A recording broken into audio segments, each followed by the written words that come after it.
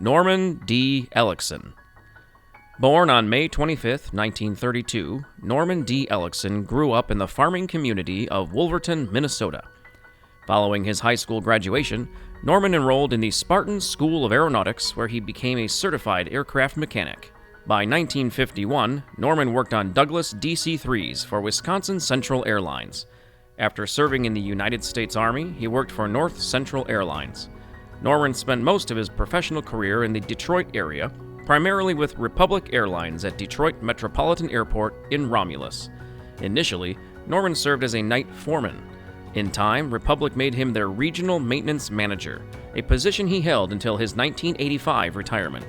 The National Transportation Safety Board hired Norman to help assess and manage the crash cleanup of Northwest Flight 255 in 1987, as well as the 1990 ground collision between two Northwest jets. For Northwest 255, Norman coordinated the removal of the aircraft's wreckage with a crane and truck near Detroit Metropolitan Airport, a difficult and challenging task associated with one of the deadliest crashes in U.S. aviation history. Norman operated Ann Arbor's Young Airport from 1958 to 1962 and became one of the co-founders of the Detroit Institute of Aeronautics in 1968.